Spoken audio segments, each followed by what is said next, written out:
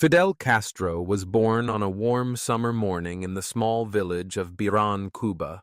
He opened his eyes to the gentle rustle of sugar-cane leaves and the distant call of roosters. From a very young age, Fidel noticed how hard the farm workers labored in the fields. Their backs bent under the heavy stalks, and their faces showed both strength and weariness. He wondered why they worked so much and earned so little. His father, Fidel Castro, owned the large farm where Fidel grew up. Angel believed in the power of education. Each evening he sat with Fidel at the big wooden table on their porch. Under the soft light of a lantern, Fidel learned to read. His mother, Lena, came from a smaller family but had a brave and caring heart. She loved to tell young Fidel stories of heroes who fought for freedom and fairness. These bedtime tales filled Fidel's imagination with dreams of justice. When Fidel was 11, he went to a Jesuit school in nearby Santiago de Cuba. On his first day, he felt both excitement and nervousness. The classrooms were simple, with wooden desks and chalkboards. Some boys laughed and whispered, but Fidel sat quietly, watching every face. He noticed that some of his classmates wore uniforms that were torn or faded, while others had fresh new shirts. He wondered why these differences existed among children his own age. One afternoon, during a history lesson about ancient Rome, Fidel raised his hand. His voice was calm but firm as he asked, "If Rome grew strong by helping its people, why do some in our town still go hungry?" The classroom fell silent. His teacher looked surprised but then smiled and said, "That is a good question, Fidel." From that moment, classmates listened more closely when he spoke. He felt a new sense of purpose. Outside of class, Fidel began to form reading circles with friends. They gathered under the shade of large trees, passing around newspapers and discussing what they read. They learned new words such as inequality, justice, and solidarity. These were big words for young learners, but Fidel explained each one in simple terms. Inequality means not everyone has the same chance, he said. Justice means doing what is right. Together, they wrote short stories and acted out scenes to practice these words. On weekends, Fidel and his cousin Raúl explored the hills around Biran. They enjoyed the fresh air and tall trees. They chased lizards and found wild orchids. In those quiet moments, Fidel thought deeply about the stories his mother told. He asked Raúl, "What would you do if you saw a family with no food?" Raúl replied, "I would share what I have." Fidel nodded. He understood that small acts of kindness could grow into bigger changes. Back in Biran, Fidel often helped at the local market. He talked with farm workers and listened to their stories. He sketched quick drawings of families in his notebook, noting their needs. He asked simple questions. "How many hours do you work each day? What do you eat for dinner?" These conversations showed him the real faces behind the words he had learned. He felt that education should help people live better lives. By the time Fidel finished school, he was no longer the quiet boy who sat at the back of the class. He had found his voice. His questions and ideas touched the hearts of classmates and teachers. He dreamed of a country where everyone could read, where each family had enough land to grow food, and where children went to strong schools without worry. He saw that true change would begin with listening and caring for others. In those early days among sugar-cane fields, in simple classrooms, and under the open sky, Fidel Castro planted the seeds of a lifelong mission. He understood that a revolution of kindness and learning could bring justice to many. As he looked once more at the green hills of Biran, he carried in his heart a promise to stand for those who could not stand for themselves. This promise would guide his every choice in the years to come. On July 26, 1953, Fidel Castro led a small group of men to attack the Moncada barracks in Santiago de Cuba. Before dawn, they moved quietly through the dark streets. Their plan was to seize weapons and inspire the people to rise up against the dictator, Fulgencio Batista. Fidel felt a mix of fear and hope as he crept forward with his comrades. He believed deeply that taking action, even if risky, was the only way to bring change. The attack did not go as they had hoped. Batista's soldiers were ready and outnumbered the attackers. Many of Fidel's friends were captured or lost their lives. Fidel himself was wounded but managed to avoid capture for a few days. When he was finally arrested, he found himself in a cold, gray prison cell. He listened to the sound of metal doors closing and felt the weight of his choices. Even at that moment, he did not regret his decision. He thought often of the farm workers and children he had met before, and he knew that their suffering was worth the risk of fighting for justice. At his trial, Fidel surprised everyone by making a powerful speech instead of pleading for mercy. He spoke clearly and calmly, describing the pain of the poor and the strength of their spirit. He ended with the famous words, "History will absolve me." Those words echoed through the courtroom and beyond. Newspapers published parts of his speech, and many people began to see him as a symbol of resistance. Although he was sentenced to 15 years in prison, the speech marked him as a leader in the eyes of the Cuban people. In May 1955, Batista offered an amnesty to political prisoners. Fidel walked out into the warm Cuban sun as a free man, but he did not step back from his cause. He gathered a small band of loyal followers, including his brother Raúl Castro, and set sail for Mexico. On the journey, they spoke little but shared a strong bond. In Mexico City, they met a young doctor from Argentina named Ernesto Che Guevara. Che was quiet and observant, but his eyes burned with the same desire for justice. As they sat under the stars, Fidel and Che talked for hours about their dreams for Cuba. They realized that they shared a vision of a free and equal country. In Mexico, the group became known as the 26th of July movement. They trained every day. They ran through dusty fields to build strength and practiced shooting with old rifles to learn accuracy. Under Che's guidance, they learned first aid and how to treat wounds in the jungle. Raúl managed to gather food, clothing, and maps. By late 1956, they had enough supplies to board a small boat named Grandma. On the night they left, the ocean was calm, and the moon cast a silver path across the water. Each man carried hope in his heart, even though they knew the journey could end in failure. On December 2nd, 1956, the Grandma reached the eastern shore of Cuba. The landing was rough, and sea spray soaked their uniforms. Their numbers were fewer than planned. Many had been lost at sea or captured before departure. Yet their courage was steady. They slipped into the dense forests of the Sierra Maestra Mountains, where the trees stood tall as silent guardians. The forest was both a refuge and a challenge.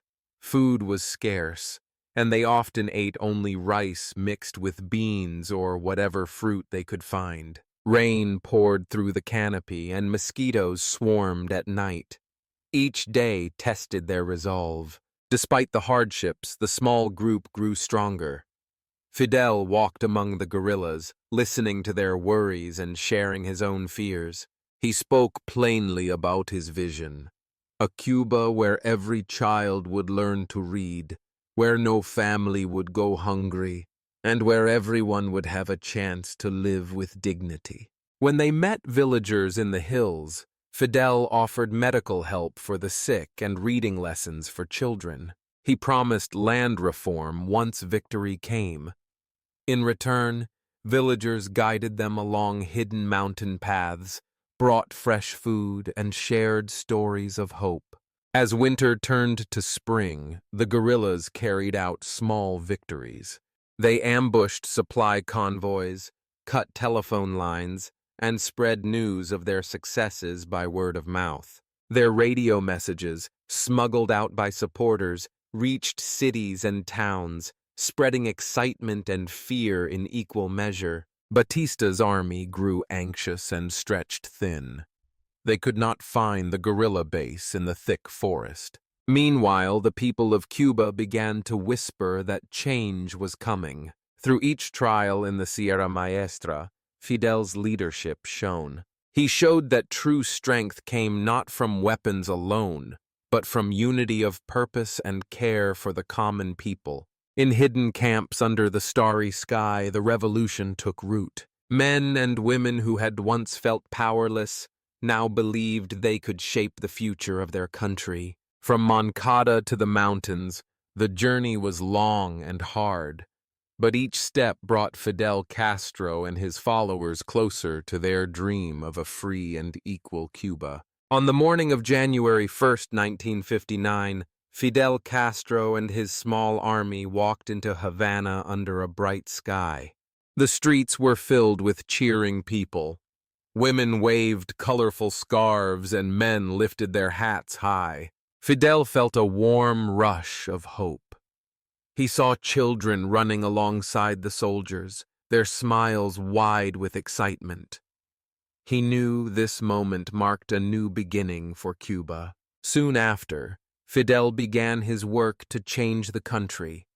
He visited a small farm outside Havana, where families had worked for others for many years. With a gentle voice, he told the farmers that the land would now belong to them. The family watched as their land, once owned by a wealthy landlord, was divided into small plots. The father held his daughter's hand and said, "Now we can plant our own food." Tears of joy shone in their eyes. Fidel understood that true change came when people felt respect and dignity. Next, Fidel focused on education. He organized a national campaign to teach every Cuban to read and write. Young volunteers traveled to towns and villages carrying books and chalkboards. They set up classes under trees and in simple huts.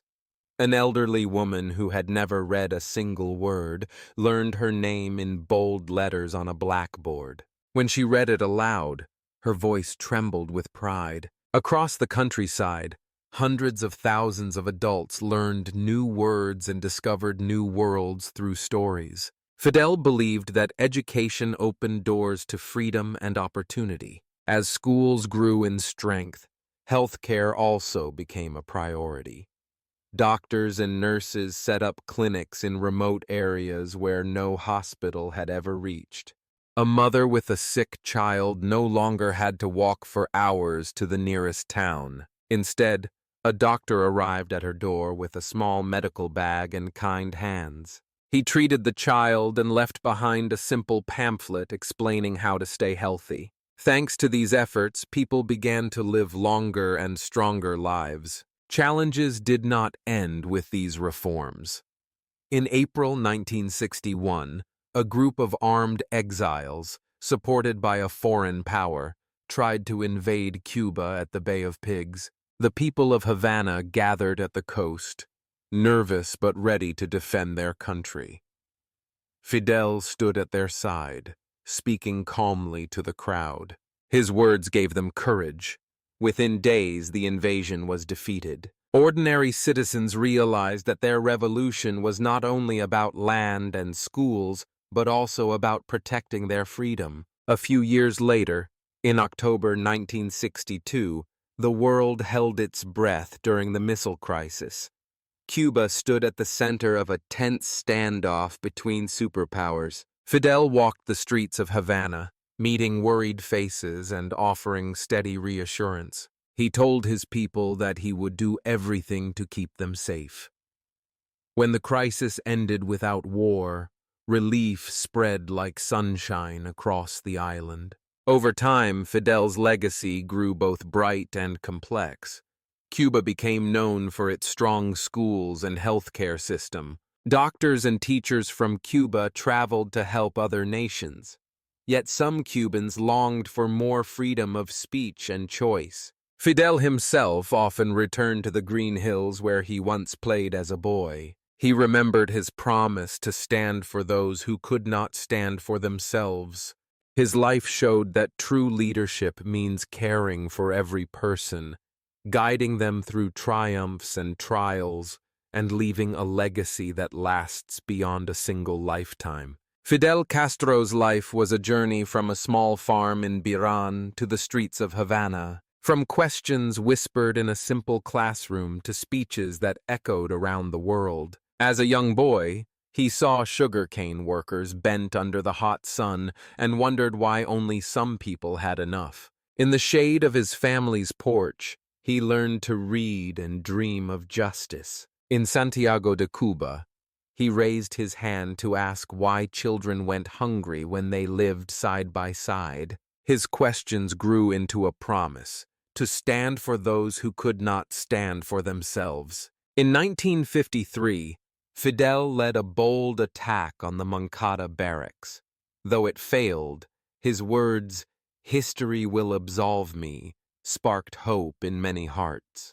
After prison and exile, he returned with a small group of determined friends, including his brother Raúl and Che Guevara. They trained in Mexico, crossed the sea on the yacht Granma, and found refuge in the Sierra Maestra Mountains. In harsh forests and humble camps, they shared food with villagers, taught children to read, and healed the sick. They showed that courage grows strongest when it is shared. When they marched into Havana on January 1st, 1959, it was a moment of triumph born from years of hardship. Fidel divided land among farmers, launched a national literacy campaign, and brought doctors and nurses to the most remote corners of the island. He faced invasions and global crises but stood firm, reminding his people that freedom is worth defending. His work built strong schools and hospitals, and Cuban doctors traveled abroad to help others. Yet he also learned that leadership carries complexity. True progress needs both vision and respect for every voice.